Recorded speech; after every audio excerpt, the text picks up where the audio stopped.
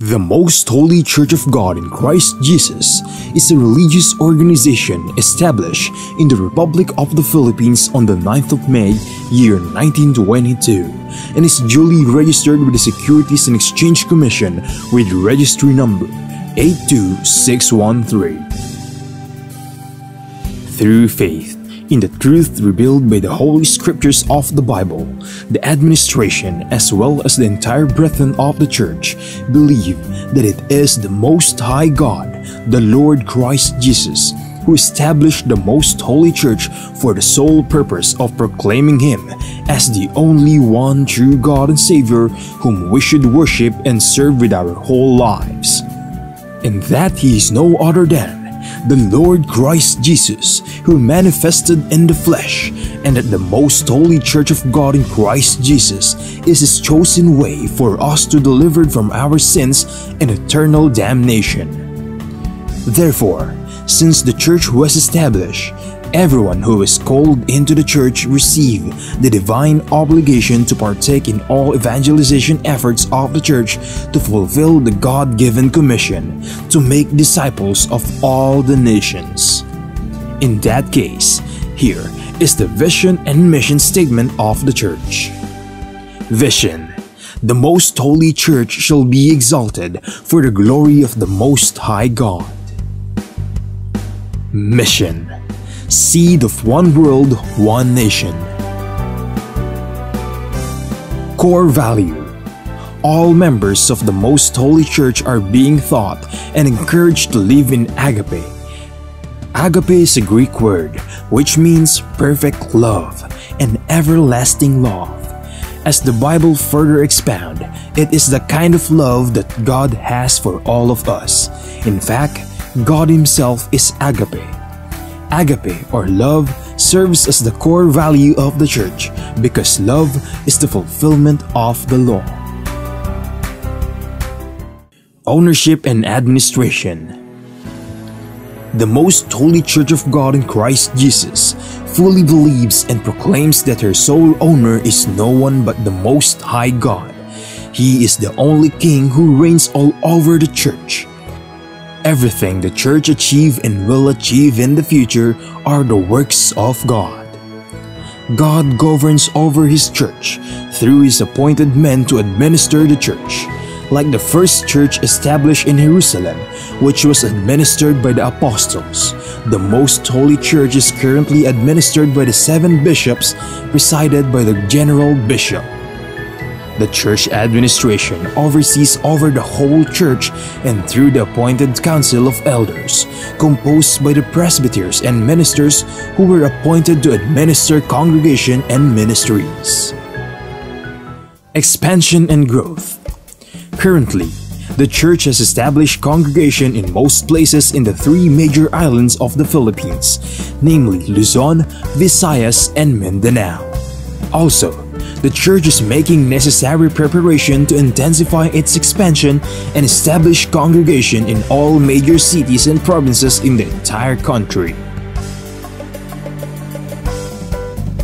There are also active congregation of the church in other countries. In the United States of America, in Canada, in Australia, Hong Kong, in Singapore, Malaysia, United Arab Emirates, Japan, Taiwan, Kingdom of Saudi Arabia, Qatar, Belgium, Cyprus, France, Germany, Italy, Spain, and United Kingdom. The Most Holy Church of God in Christ Jesus is looking forward to aggressively propagate the gospel, to edify the church in places where it was already established, and also to establish new congregation in other countries to complete the mission and fulfill the vision of the church. Services: since the main purpose of the existence of the Church is to propagate the gospel to all nations, the Most Holy Church established various evangelization efforts of the Church to reach more people even in the farthest corners of the world. The church produces evangelization programs that are aired via radio, cable TV, and in different social media or online platforms. Radio stations, Philippines.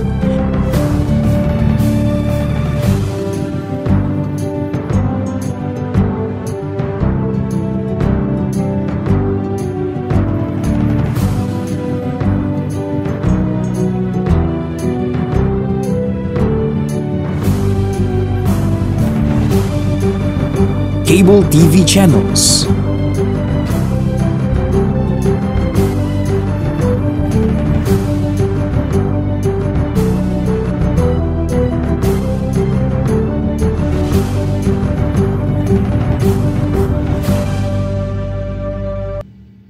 Online platforms, Facebook, MHC Media. YouTube, The Most Holy Church. Official website, www.mostholychurch.com. Charity. Aside from actively upholding evangelization efforts, the Most Holy Church is also active in charity works. Here are some of the ministries of the Most Holy Church established to serve both members and non-members of the church. Lingap Agape Ministry. The church established the Lingap Agape Ministry, which engages in community services like goods and charity donations, feeding programs, blood donations, and other services to cater church members and non-members who are in need. Damayang Kristiyano. On May 1, 2004, the church administration established the Damayang Kristiyano Ministry that aims to help the needs of the family of a deceased member of the Most Holy Church, especially in their burial expenses. Schools. Pristine Heritage Academy, formerly known as Pristine Learning and Tutorial Center. The Pristine Heritage Academy was established by the Most Holy Church in February of 2009. The school is open to all church members and non-members alike for the fulfillment of a part of the Most Holy Church community service. Mahanaim Evangelical Academy. The church administration aimed to give standardized education and training to church members who aspire to become missionary workers and ministers of the church. Thus, in 2018, the church administration established the Mahanaim Evangelical Academy that provides classroom lectures and on-the-job training so that aspirants to partake in the Lord's mission may be molded to become a proud messenger of God. The Mahanaim Evangelical Academy mainly holds its training in Gabay Center, the training facility of the Most Holy Church located at Barangay Sumalo, Municipality of Hermosa, Province of Bataan, Philippines. The Centennial Celebration of the Most Holy Church. The Most Holy Church of God in Christ Jesus recently celebrated its 100th anniversary on the evening of the first day of May 2022 at the Gabay Center, the newly built facility of the church situated at Barangay Sumalo, Municipality of Hermosa, in the province of Bataan, Philippines. On the morning of the same day, the church held the inauguration and dedication of the Gabay Center. The Gabay Center is a training facility of the church, built through the favor of God and the collective efforts of the entire brethren from around the globe. From the proud members of the church, we are inviting you to join us and be a member of the Most Holy Church of God in Christ Jesus, so that we may share the ever-abounding favor of God towards His beloved children. Please take time to listen to the preaching of all the topics composing the lessons of spiritual salvation, so that we may share to you the teachings and doctrines of the Most Holy Church, which are purely based on the Bible that will lead us to our soul's salvation.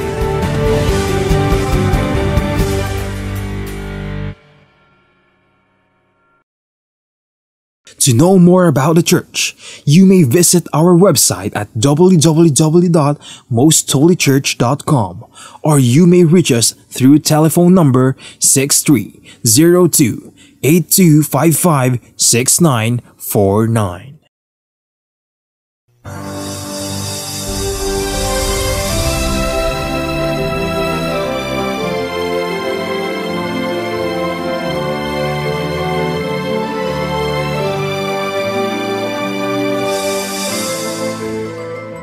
Kapayapaan po ang sumainyo mga giliw naming mga taga-subaybay. Isang panibagong pagkakataon na naman po ang kaloob sa atin ng Panginoon upang patuloy tayong makasubaybay at makaalam, makaunawa at sampalatayanan ang mga pagtuturo ng kalooban ng ating Panginoong Diyos na nasusulat sa banal na kasulatan. At ito po ay inihahatid sa inyo ng programang ito na ang Kabanal-Banalan.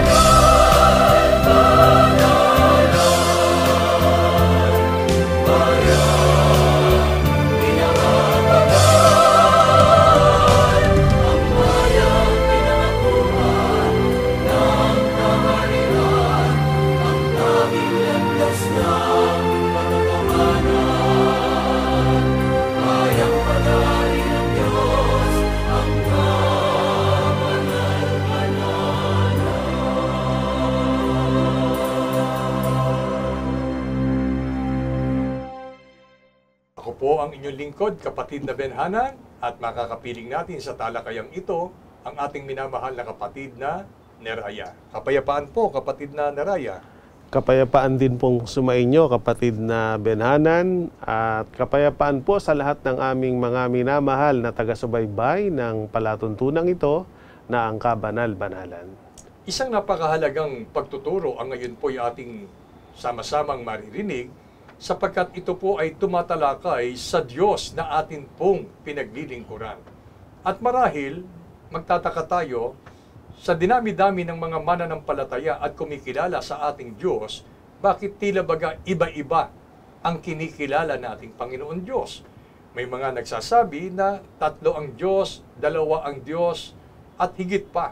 Maging sa iba't ibang mga bansa ay inihahayag nila ang kanilang pananampalataya na kumikilala sila sa Diyos, subalit napakaraming Diyos ang kanilang kinikilala. Kaya mas matuwid at nararapat na kung kikilalanin natin ang ating Panginoon Diyos, dapat yung pagkilala na yon ay nasasali sa banal na kasulatan o ang Biblia. At upang pasimulan po natin ang pagtalakay, kapatid na Neraya, ano po ba ang isang mahalagang dapat na itinuturo ng mga magulang sa kanilang mga anak? Ang sagot po ng Biblia ay mababasa po natin sa unang Kronika. Ang kapitulo po ay 28 at ang bersikulo po ay 9. Pakibasa po, kapatid na Benhanan. At ikaw, Salomon, na aking anak, kilalanin mo ang Diyos ng iyong ama, at paglingkuran mo siya ng sakdal na puso at ng kusang pag-iisip, sapagkat sinasaliksik ng Panginoon ang lahat ng puso at naaalaman ang lahat na akala ng pag-iisip. Kung iyong hanapin siya, ay masusumpungan siya sa iyo. Ngunit kung pabayaan mo siya, kanyang itatakwil ka magpakilanman.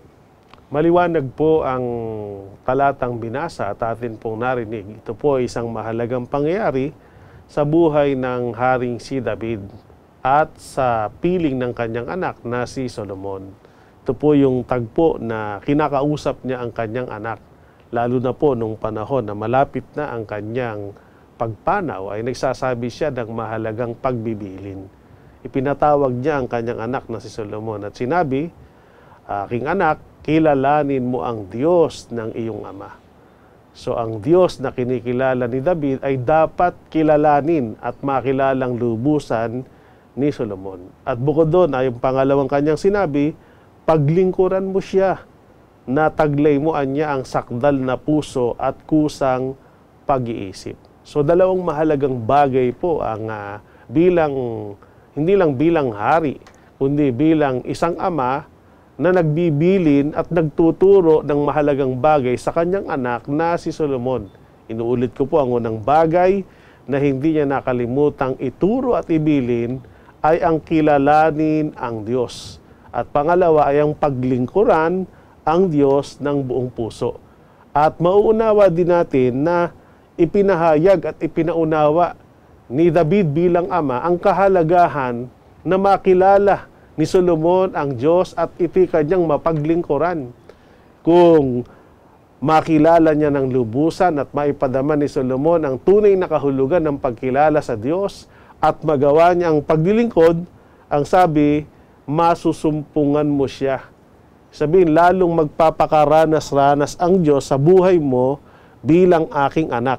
Sapagkat ang future nga ni Solomon ay hahalili siya sa kanyang ama at gaganap ng isang mahalagang tungkulin sa bansang Israel bilang hari. At upang magampanan niyang mabuti ang kanyang tungkulin at gawain sa bayan, napakahalagang kilala niya ang Diyos at naglilingkod siya sa Diyos kahit na ang kanyang kalagayan ay hari ng isang bansa o ng isang kaharian. Mga giliw naming mga taga-subaybay, ngayon ay ipinauunawa sa atin bilang tayo ay mga magulang, hindi lang po ang responsibilidad natin sa ating mga anak ay para arugain sila, ibigay ang kanilang pangangailangan, at ingatan ang kanilang kalusugan. Dito'y mauunawa natin na bilang mga magulang ay mayroon tayong pangunahing pananagutan sa ating mga anak. At yung pananagutan na yon, ayon sa atin pong napakinggang talata, bilang magulang, ipakilala po natin ang Diyos na dapat paglingkuran ng buong puso at hindi dapat pinababayaan ang gawaing ito sa ating Panginoon. At dito po makikita natin si Haring Solomon na anak ni Haring David, bata pa lamang ito ay tinuturuan na ni Haring David kung sino ang Diyos at ano ang kapangyarihan ng Diyos at gaano kaibig-ibig ang ating Panginoon Diyos. Kaya hindi po naging mahirap kay David na ibilin na patuloy kay Solomon ituro sa kanyang anak sapagkat kinalakihan ni Solomon ang pagtuturong ito mula sa kanyang mga magulang. At tayo po bilang mga magulang, napakamaselan po ang bagay na ito sapagkat kung ang ituturo natin sa ating mga anak ay Diyos na nakilala natin na hindi ayon sa nasusulat sa Biblia, anong uring Diyos kaya ang kalalakhan ng ating mga anak? Kaya ngayon ay nagbubukas kami ng aming kalooban sa inyo kung bakit bumangon ang paksang ito ay upang patuloy nating kilalanin ang tunay na Diyos na dapat po nating ituro din naman sa ating mga anak. Kapatid na ni Raya, kung ang tao sa kabila ng pagtuturong ito ay hindi niya kilalanin ang Diyos, ano po ba ang isang napakasamang idudulot sa mga taong hindi kumikilala sa tunay na Diyos? Ipinahayag po ito ng Apostol Pablo at mababasa po natin ang masamang dulot kapag mas pinili ng taong talikuran ng Diyos sa halip na ang Diyos ay kilalanin. Basahin po natin ang kanyang pahayag sa Roma Kapitulo 1, versikulo 28 hanggang 31 sa salin ng Bibliang Revised Tagalog Popular Version. Dahil ayaw nilang kilalanin ang Diyos, hinayaan sila ng Diyos sa masasamang pag-iisip at sa mga gawaing kasuklam-suklam. Naging alipin sila ng lahat ng uri ng kasamaan, kabuktutan, pakikiapid, kasakiman, masasamang isip, pagkainggit, pagpatay, pagtatalo, pandaraya, at masasamang hangarin. Sila'y naging mahihilig sa tsismis, mapanirang puri, nasusuklam sa Diyos, walang pakundangan, mapagmataas, mayayabang, mapagkatha ng kasamaan at suwail sa magulang. Sila'y naging mga hangal, mga taksil, mga walang puso at di marunong lumingap sa kapwa. Ang narinig po nating mga salita ay nagpapahayag po ng mga masasamang pag-uugali, uri ng pananalita, pag-iisip at pamumuhay ng maraming tao, batay po sa isang observation ng Apostol Pablo na nangyayari sa isang kapaligiran nung kanyang kapanahunan. At ang mga bagay po na ito, kung tayo mag-observe, ay nangyayari din po sa ating panahon. At ang dahilan ng mga bagay na ito ay isa lamang, dahil ayaw nila anyang kilalanin ng Diyos. Kaya kung ang pagkakilala sa Diyos ay nagdudulot ng mabuting bagay sa isang pamilya o sa isang pamayanan, ang hindi naman pagkilala sa Diyos o pagtalikod sa Diyos ay nagdudulot po ito ng masasamang bagay kahit sa pag-uugali at paraan ng pakikitungo ng tao sa kanyang kapwa-tao. Dahil kapag nagawa ng tao na talikuran ng Panginoon, pabayaan niya ang Diyos o hindi niya ito kilalanin, hahayaan niya sila ng Diyos sa masasamang pag-iisip at sa mga gawang kasuklam-suklam. At ang lalong masama, kapag ang tao ay pinabayaan sila ng Diyos dahil sa pagpapabaya ng tao sa Diyos, nagiging alipin-an niya ng lahat ng uri ng kasamaan. Katulad niya ng kabuktutan, pakikiapid, kasakiman, masamang pag-iisip, at marami pang mga bagay na tinalakay po sa talatang ito. Na ang ibig sabihin ng nagiging alipin, nagiging sunod-sunuran na siya doon. Na ayaw man niya sanang gawin yung masasamang gawain na yon. Dahil alipin siya nito, yun ang nagpapasunod sa kanya. Kaya may mga taong naging masuwayin sa mga magulang, mga walang puso, mga taksil, at sila anya'y hindi marunong lumingap sa kapwa. So, ibig sabihin, lahat ng itong masasamang ugaling na ito ay resulta na lamang ng hindi pagkilala ng tao sa Diyos na naging dahilan para sila'y ipaubaya ng Panginoon sa ganitong masasamang likas, gawi at mga gawain.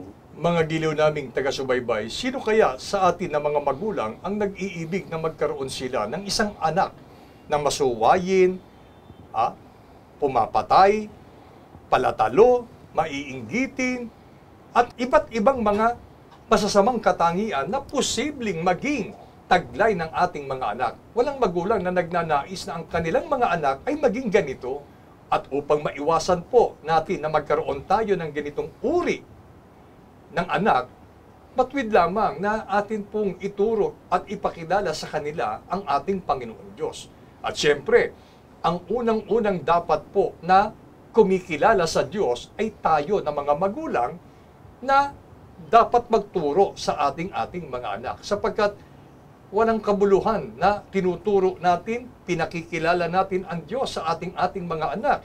Subalit, hindi naman makita ng ating mga anak na tayo man ay gumagalang, rumirespeto sa kalooban at kautusan ng Panginoon, baliwala at mawawalang saysay ang mga pagtuturo at pagpapakilala natin sa ating mga anak sa Diyos na dapat po nating paglingkuran.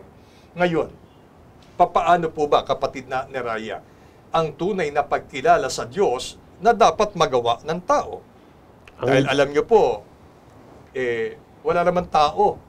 Kung meron man, napakaliit na porsyento na walang kumikilala sa Diyos. Lahat, halos, sa mundong ito ay nagsasabing, ako na may kumikilala sa Diyos. Pero, paano nga ba mapatutunayan ng tao na siya ay totoong kumikilala sa Diyos? Pakinggan po natin ang pahayag ng Panginoon para mapatunayan natin na talagang tayo po ay tunay na kumikilala sa Kanya. Narito po ang Kanyang pahayag. Basahin natin sa Lucas, Kapitulo 6, versikulo 46. At bakit tinatawag ninyo ako, Panginoon, Panginoon, at di ninyo ginagawa ang mga bagay na aking sinasabi? Ang talata pong ito ay nauuring rhetorical question o tanong na nagpapaliwanag na nagsasabing, bakit niyo ako tinatawag na Panginoon, Panginoon? Hindi niyo naman ginagawa ang mga bagay na sinasabi.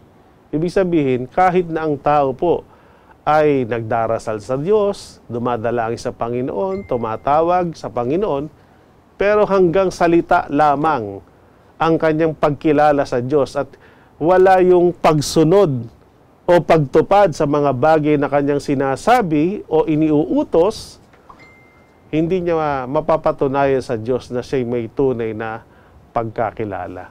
Kasi marami nga pong mga tao, gaya na sinabi nyo, sinasabi nila, kilala nila ang Diyos. Sinasabi nila pa nga nila kung ano yung pangalan at kung ano yung mga katangiang taglay ng Diyos. Pero, kumbaga po, hanggang head knowledge lamang.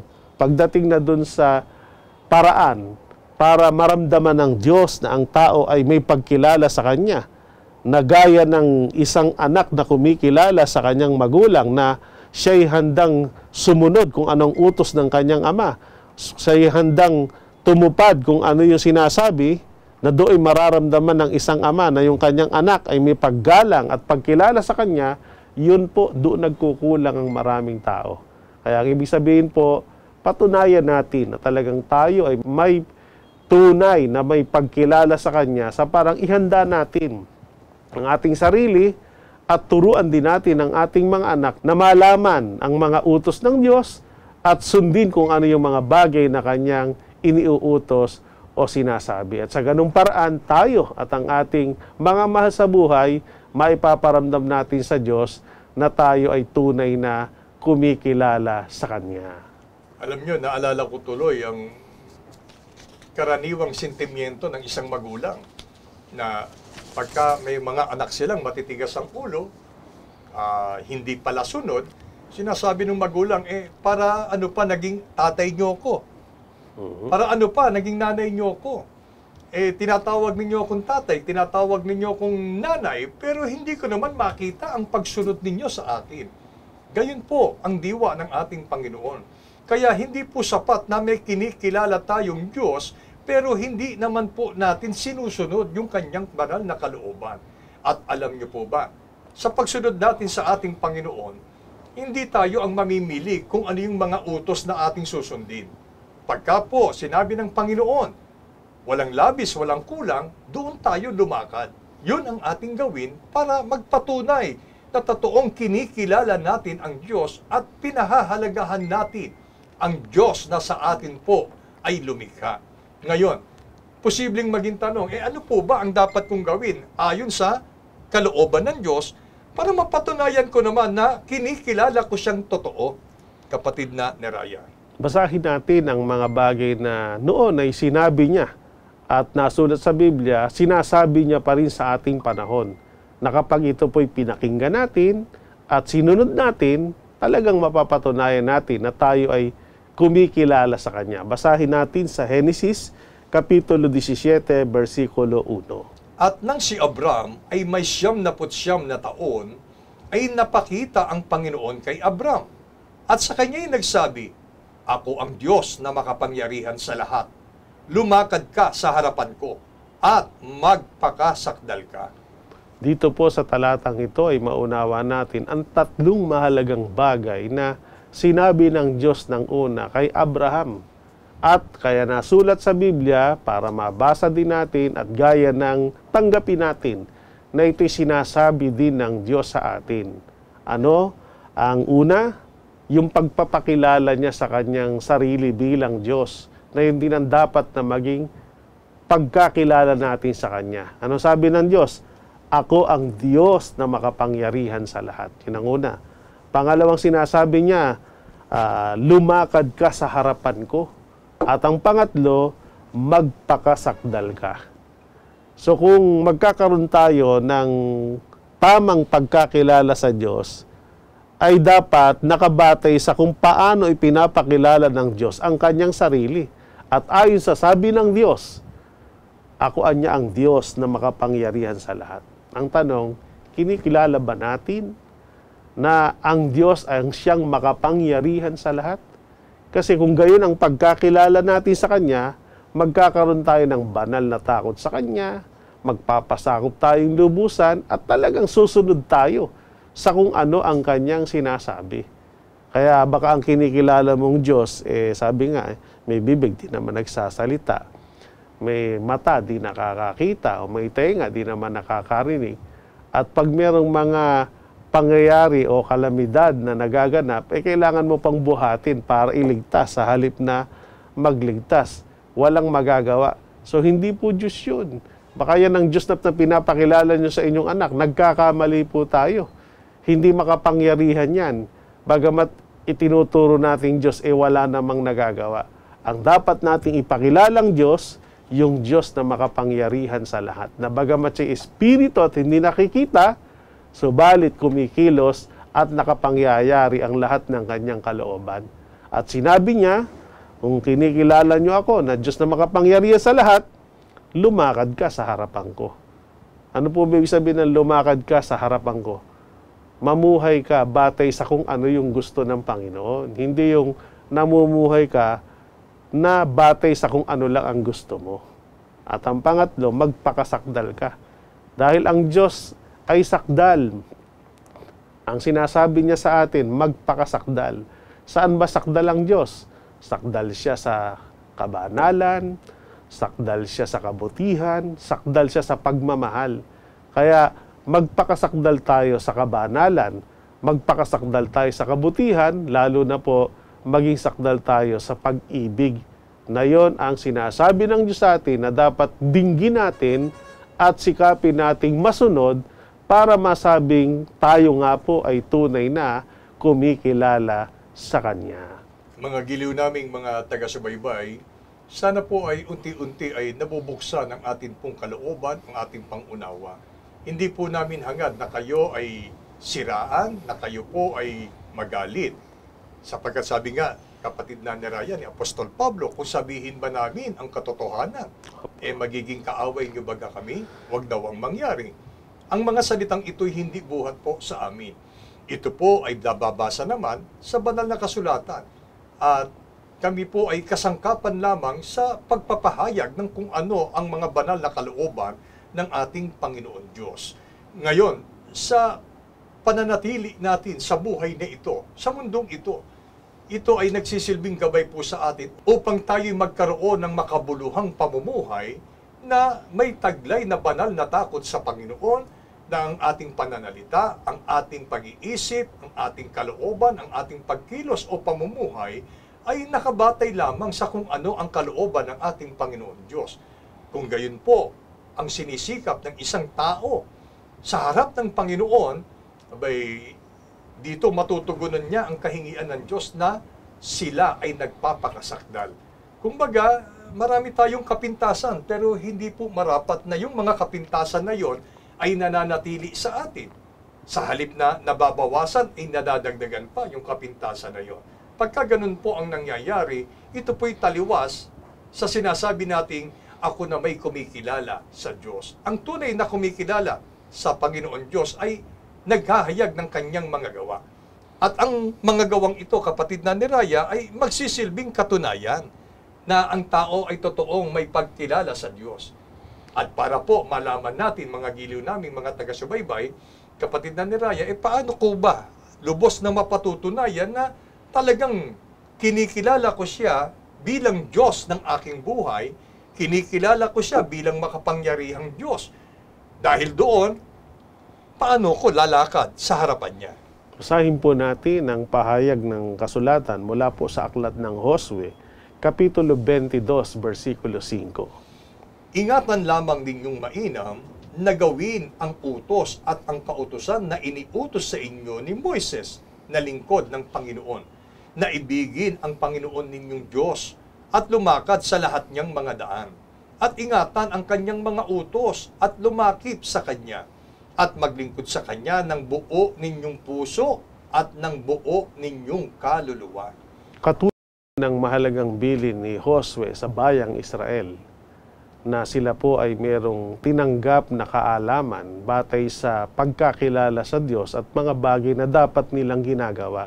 Sa talatang ito ay dalawang mahalagang bagay ang kanyang binigyang diin para maiparamdam natin sa Diyos na talagang kinikilala natin siya.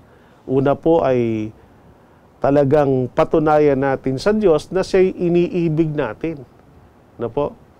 Kailangan natin siyang mahalin. Sabi nga, ibigin ninyo ang Panginoon ninyong Diyos at patunayan ninyo ang inyong pag-ibig sa Diyos sa pamamagitan ng paglakad sa kanyang mga daan at mga palatuntunan, at ingatan nyo anyang magawa yung kanyang iniuutos.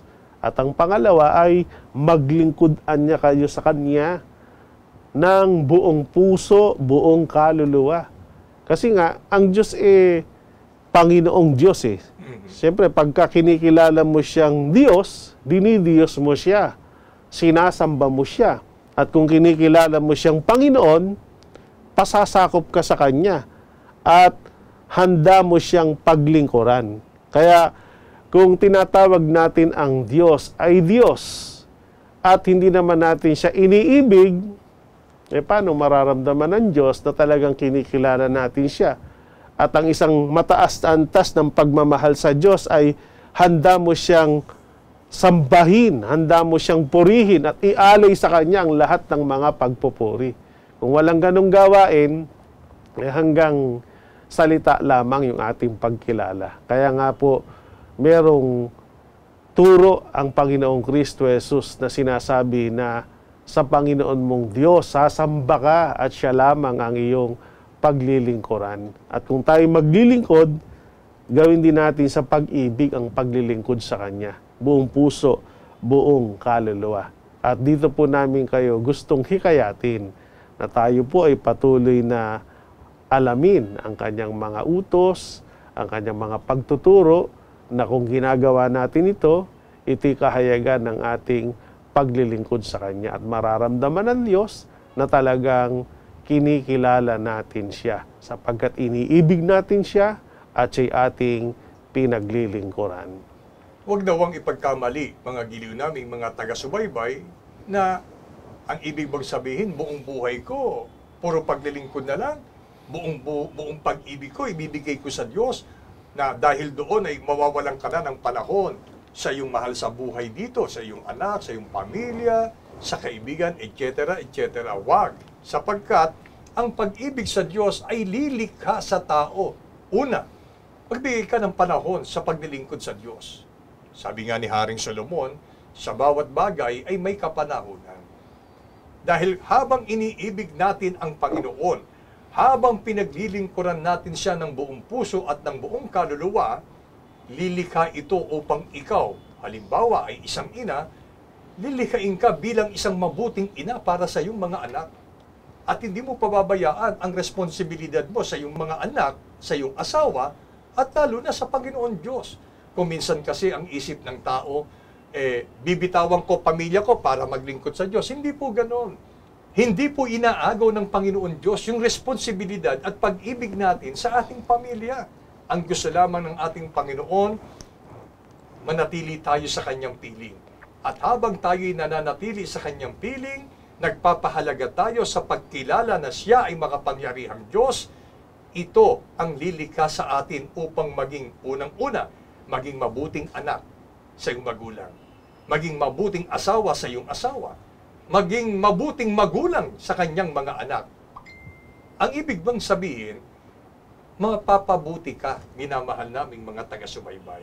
At unti-unti makikilala mo, katotohanan nga, ang Diyos ay Diyos ng pag-ibig at kailanman nananatili sa isip natin, sa kalooban natin, ang mga pagtuturong ito. Kung ito ang atin pong gagawin, napatutunayan natin na totoo nga na kinikilala natin siya bilang Panginoon Diyos. Kapatid na Neraya, kung mananatili at maaakay ang tao na kilalanin siya ng totoo sa pamamagitan ng pagsunod sa kanyang banal na kalooban, sa pamamagitan ng buong puso at pag-ibig na paglilingkod sa Kanya, ano ang pagpapalang ipagkakaloob ng Diyos sa mga taong ito? Ang sagot po ay mababasa natin batay sa sinalita mismo ng ating Panginoong Diyos. At ito po ay nasulat sa Aklat ng Malakyas. Ang kapitulo po ay 3, ang versikulo 17. Sa salin ng Biblia, ang bagong ang Biblia. Sila'y magiging akin, sabi ng Panginoon ng mga hukbo. Isang natatanging kayamanan sa araw na ako'y kumilos. Kaaawaan ko sila na gaya ng isang tao na naaawa sa kanyang anak na naglilingkod sa Kanya. Napakatiyak po ang pangakong ito ng ating Panginoon at ito'y naranasan na ng mga unang taong kumilala sa Kanya sa tunay na kahulugan nito. Umiiral dito yung pagiging makatarungan ng Panginoon. Pagka kinilala natin siya, ay kikilalanin din niya tayo. Pag pinahalagahan natin siya, pahahalagahan niya rin tayo. Lalo na kung dati nga hindi pa tayo marunong umibig sa Kanya, ay natuto tayong umibig sa Diyos, lalo niya tayong mamahalin. At ang pagkilala na Kanyang gagawin, kikilalanin niya tayo bilang Kanyang minamahal na mga anak. Kinikilala natin siya bilang ating Amang Diyos. Kung bilang ama ay iginagalang at napasasakop tayo sa Kanya, kikilala naman niya tayo na Kanyang minamahal na anak. At ang pagpapahalagang gagawin niya, dahil nagpahalaga rin tayo sa Kanya, itutulad niya tayo sa isang natatanging kayamanan. Sabi nga, tanging yaman ng isang hari at nandoon ang mataas na antas ng pag-iingat at pagmamalasakit o pagkukupkop. At higit sa lahat, ipagpapala niya sa atin ang Kanyang kaawaan.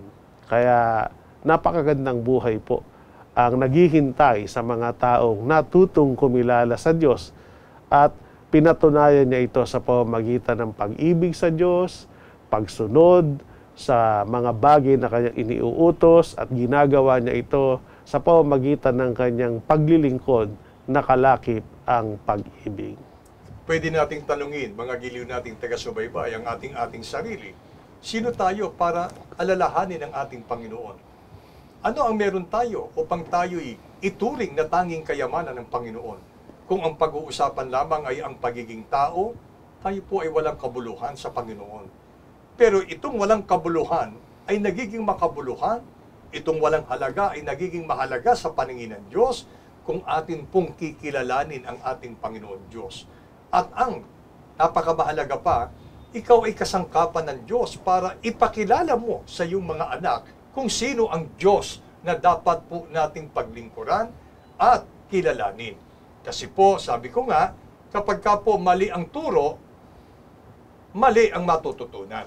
Kaya ngayon pa lamang ay maging tiyak po tayo, lalo na sa usapin, kung sino ang Diyos na dapat po nating paglingkuran at ibigin. Upang sa dulo ng ating ginagawang mga paglilingkod, nakalakip ang mga pagsasakripisyo at pagtitiis, ito po ay hindi masaya. Sapagkat sa tunay na Diyos na nagpapakilala po sa atin, mayroong napakadakilang pangako na naghihintay sa Kanyang mga lingkod.